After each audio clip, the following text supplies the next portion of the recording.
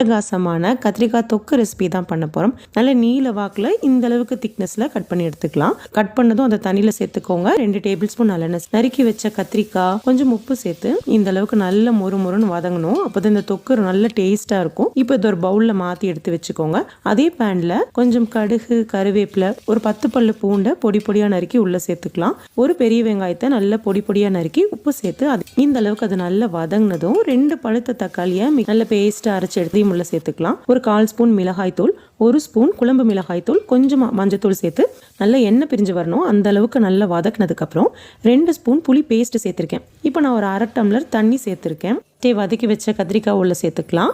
கொஞ்சம் பெருங்காயத்தூள், 1 table spoon பக்கம் வெல்லம் சேர்த்து நல்லா கலந்து விடுங்க. இது ஒரு 5 நிமிஷம் நல்லா கொதிக்கட்டும். கத்திரிக்காய்லாம் நல்லா வெந்துருச்சு, பச்சை வாசனை எல்லாம் போயிடுச்சு. ரொம்ப டேஸ்டியான அட்டகாசமான கத்திரிக்காய் தொக்கு ரெடி ஆயிடுச்சு. கண்டிப்பாக ட்ரை பண்ணி பாருங்க. தேங்க்யூ.